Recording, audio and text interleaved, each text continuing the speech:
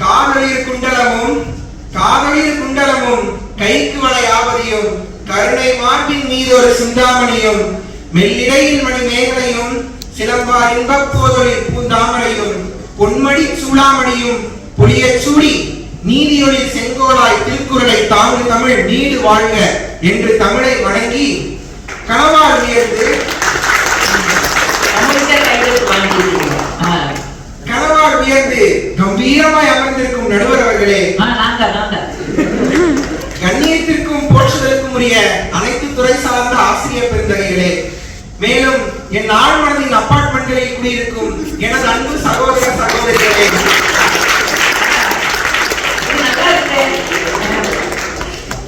கனவுதான் முக்கியம்னு கர்ஜனை செய்து கொண்டிருக்கும் எண்ணறிஞரே, கனவுதான் முக்கியம்னு கண்டபடி கத்திக்கிட்டு இருக்கிற எதிரறிஞரே, உங்கள் அனைவருக்கும் இந்த பொன்கணேசனின் பொன்னான வணக்கங்களை தெரிவித்துக் கொள்கிறேன். அதாவது இன்னைக்கு நமக்கு கொடுக்கப்பட்ட தலைப்பு, இன்றைய இளைஞர்கள் பயணிக்க வேண்டிய பாதை கனவுகளை நோக்கியா கடமைகளை நோக்கியா? கனவு கண்டு வெற்றி கண்ட நான் கனவை நோக்கி தான் பேச வந்திருக்கேன். நடுவர் அவர்களே, நடுவர் அவர்களே, கனவுனா என்ன நீங்க சொல்லுங்க.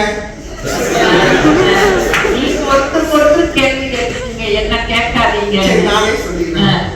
நான் கனவு எப்படி அணுகிறேன் தெரியுமா நடுவர் அவர்களே? வாழ்வின் அடுத்தடுத்த இலக்குகளை நிர்ணயித்து அதை நோக்கி நகர்ந்து செல்கின்ற பயணத்திற்கு பெயர் தான் கனவே தவிர ஒரே ஒரு இலக்கை அடைந்து விட்ட பின் நின்று விடுவதற்கு பெயர் அல்ல கனவு. எந்த கனவா இருந்தாலும் அதுல உண்மையும் அறமும் உழைப்பும் இருந்தா கண்டிப்பா ஜெயிக்கலாம். இதான் என் தங்கச்சி சபிதா தெல்ல தெளிவா எடுத்து சொல்லிட்டு போனாங்க. இப்பவும் இது நம்ம எதிரணிக்கு புரியலனா இதை தெளிவா புரிய வைக்க வேண்டியது என் கடமை இல்லையா? உறங்க விடாம செய்யற கனவால ஜெயிச்சவங்க லட்சம் பேர் இருக்கும் போது சுவாரஸ்யம் என்னன்னா, உறங்கும் போது அந்த கனவால ஜெயிச்சவங்க கூட 1000 பேர் இருக்காங்க. நடுவர் அவர்களே, நச்சுன்னு ஒரு 4 கனவு சொல்லட்டுமா? 1, தையல் மிஷினை கண்டுபிடிச்ச மனுஷன் அதோட ஊசியையும் கனவால தான் கண்டுபிடிச்சான். 2, இன்னைக்கு நம்ம எல்லாரும் கெமிஸ்ட்ரியில பீரியாடிக் டேபிள் யூஸ் பண்ணிட்டு இருக்கோம், அதுவும் கனவால தான் கிடைச்சது.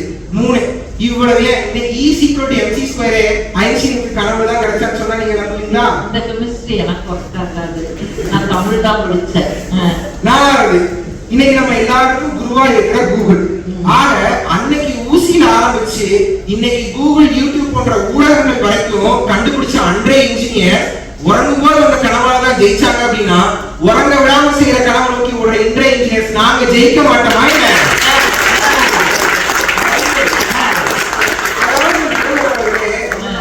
பொன்கணேஷ் DME அப்படின்னு போட்டா கிடைக்கிற மரியாதையும் பொன்கணேஷ் DME BE மேல ஒரு கோடு அப்படின்னு போட்டா கிடைக்கிற மரியாதையும் பொன்கணேஷ் DME போட வேண்டாம், பொண்ணுன்னு போட்டாலே நிறைய மரியாதையும் வேற வேறையா தானே இருக்கு. அப்போ PhD பொறியியல் படிக்கணுங்கிற கனவுதான் எனக்கு மதிப்பையும் மரியாதையும் பெற்று தருகிறதுன்னு சொன்னா நான் கனவின் பின்னால் தானே ஓட வேண்டி இருக்கு. உங்கள் கனவுகள் தான் எண்ணங்களாக மாறி உங்கள் வெற்றிக்கு வித்திருக்கிறது. இதனாலதான் வள்ளுவர் கனவுங்கிற வார்த்தைக்கு பதிலா எண்ணம்ங்கிற வார்த்தையை முன்வைக்கிறார். சும்மாவா சொன்னார் வள்ளுவர்? வெள்ள கணைய மலநீட்டம் மாங்கதம் உள்ள கணையுயர்வு அப்படின்னு. இதுல இருந்து என்ன தெரியுது? திருக்குறளை நம்ம எதிரணி கடமையே படிச்சிருக்காங்க தெல்ல தெளிவா தெரியுது. திருக்குறளே ஒழுங்கா படிக்கல, இல்ல புறநானூறு குறுந்தகை வேற. சரி, நம்ம தங்கச்சி கதை அப்படியெல்லாம் சரி, நம்ம தங்கச்சி கதைக்கு வரும். அவங்க சொன்னாங்க கனவு வெறும் இலக்கா மட்டும்தான் இருக்கான், பாவம் சரியா இல்லையா? ஏமா ஏமா உங்களுக்கு ஏமா தெரியாம தான் உங்களுக்கு ஏன் வருத்தம்? சரி, அப்படியே அப்ப நீங்க வேணா என்ன பண்ணுங்க, ஒரு நல்ல தாரோட அவங்க கடமை யூஸ் பண்ணி போட்டுக்கோங்க. நான் வேணா நடந்து போறேன். இப்ப என்ன அதுக்கு நடுவர்களே என்கிட்ட இலக்கா இருக்கு, என்கிட்ட ஒரு இயக்கட்டு இல்லைங்கிறதா உண்மை.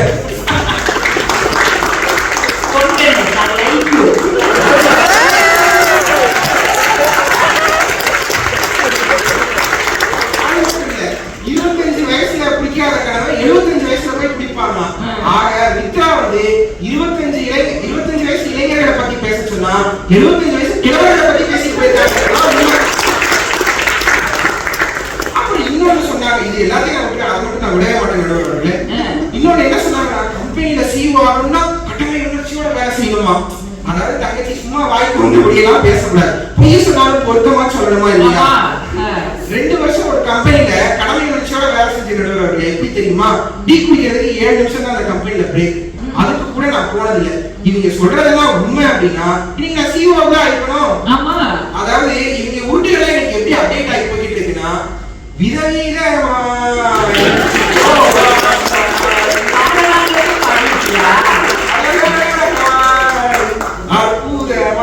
அப்படின்னு போயிட்டு இருக்கு. வேலை கடமை உணர்ச்சியோட வேலை செஞ்சா நடுவர்களே எக்ஸ்ட்ரா வேலை தான் கிடைக்குதே தவிர சிஓ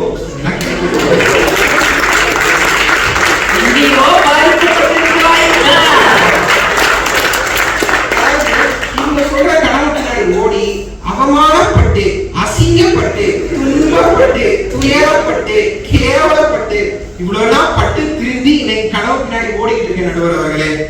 அதாவது கடமைக்கு படிச்சுட்டு கடமையே டிகிரி வாங்கிட்டு போறவங்களுக்குலாம் இது எங்க புரிய போகுது? சும்மாவா சொன்னாங்க பட்டாத்தான் தெரியும் கெட்டாத்தான் புரியும்னு. அதாவது நடுவர் அவர்களே பூனை குட்டி போடுச்சுன்னா அது முதல் குட்டி தான் அதுக்கு பத்தியம். இது மாதிரி நம்ம குடும்பங்கள்ல எத்தனையோ மூத்த பிள்ளைகள் தங்களுடைய கனவுகள் எல்லாத்தையும் தொலைச்சிட்டு தன் கடமை தான் முக்கியம் தன் குடும்பங்களுக்காக பத்தியமாகி போனாங்க. மூத்த பிள்ளைகள் எத்தனை பேர்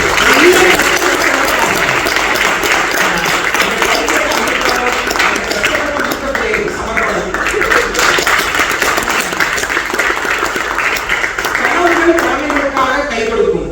ஆனால் கடமைகளுடைய பலு என்றும் கனவுகளுக்காக கை கொடுப்பது இல்லைங்கிறதுதான் யதார்த்தமான உண்மை. அதானே எல்லாம் மாதிரி பேசுறீங்க. அதெல்லாம் எங்க தெரிய போகுது? வானை இழப்போம் கடல் மீனை இழப்போம் சந்திர மண்டலத்தை இயல் கண்டு தெளிவோம்னு பாரதி இந்தியாவை முன்னேற்றணும்னு கனவு கண்டாரு. சந்திரயான் 3 ஆதித்யா 7 இவ்வளவுத்தையும் வானத்துக்கு அனுப்பி இன்னைக்கு இந்தியாவை முன்னேற்ற போராடுறது இன்றைய கடமை நோக்கி சொல்லும் இந்த இன்ஜினியர்ஸா இல்ல அந்த கடமை கண்ணாயிரங்களா? நீங்களே கேட்டு சொல்லுங்க.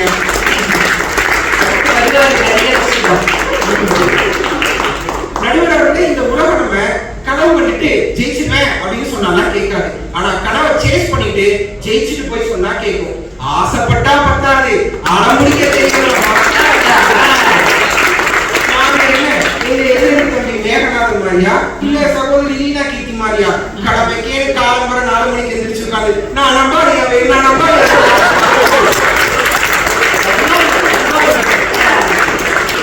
ஆஸ்கார் வாங்குறது மட்டும்தான் வெற்றியா?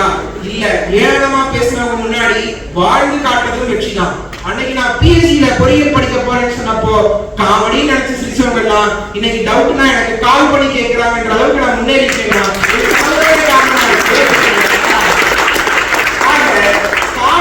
கையெழுத்தெல்லாம் ஆட்டோகிராஃப் ஆகிறதுக்கும் போட்டோல பில்போர்ட்ல வர்றதுக்கும் எங்க கனவு தானே முக்கியம். நடுவர் அவர்களே நீங்க ஒரு தமிழ் டீச்சர், இந்த 4 பேருக்கு ஒரு நல்ல புத்தி சொல்லக்கூடாதா? வாதாட தெரியாத வக்கீலுக்கு வாயக்கேல எதுவும் பேசிட்டு இருக்காங்க. நானும் சேர்ந்து எதிரணி ஒன்லி. ஏன்னா கிளம்பும் போது கேட்டாரு இன்னைக்கு எங்க நிகழ்வுமானாரு இப்படின்னு தெரியாமதான் கேட்க உனக்கு என்ன தெரியும் நடுவராலாம் அந்த மனுஷன் கேட்டு விட்டாரு. நான் இப்படி சொல்லி நிறைவு செய்கிறேன் நடுவர். நிக்கோலஸ் டெஸ்லா போன்ற இன்றைய இளைஞர்கள் ஆரம்பிச்சு குகேஷ் பிரக்யானந்தா போன்ற இன்றைய இளைஞர்கள் வரைக்கும் கனவு கண்டு ஜெயிச்சவங்களை தான் நம்ம கொண்டாடிட்டு இருக்கோம். ஆக கனவை நோக்கி செல்லும் இன்றைய இளைஞர்கள் தான் காலத்தால் அழியாத வரலாறாக மாற்றப்படுகிறார்கள் என்று சொல்லி நல்ல தீப்ப எங்களுக்கும் நல்ல புத்தி அவங்களுக்கும்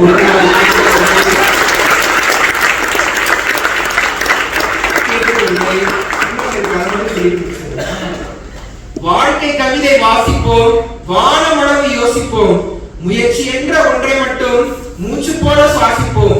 லட்சம் கனவு கண்ணோடு லட்சியங்கள் நெஞ்சோடு உன்னை வெல்ல யாரும் இல்லை உறுதியோடு உன் கனவுக்காக போராடி